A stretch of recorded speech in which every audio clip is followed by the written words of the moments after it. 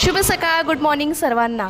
नवीन दिवस, नवीन काहीतरी शिकायचं आणि काहीतरी शिकत राहायचं एवढंच मनी बाळगून रोज ज्ञानात भरत पडते. आजचा दिवस असणार आहे खास, कारण आजपासून सुरुवात होते माझ्या दादाच्या लग्नाला.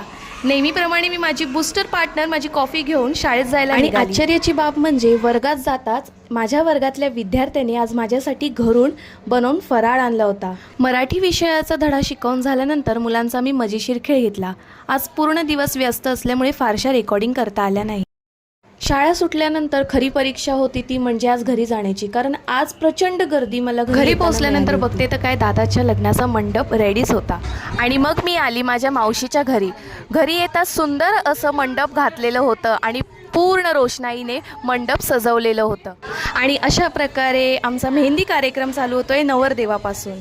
त्याच्यानंतर सर्वांनी पटापट मेहंदीला लाईन लावली आणि मेहंदीसाठी आम्ही कोणी बोलवल्या नव्हत्या, तर आमच्याच बहिणी मेहंदी. तुम्हाला फॅमिलीची ओळख करून नाही दिली तरी चालेल, पण हिची ओळख आवर्जून करावीशी वाटते. ती म्हणजे आमची फॅमिलीची प्रमुख जिम्मी. आणि अशा प्रकारे आजचा व्लॉग इथेच संपतोय. भेटूया उद्याच्या व्लॉगमध्ये आणि अशाच धमाल मस्तीसोबत. बाय.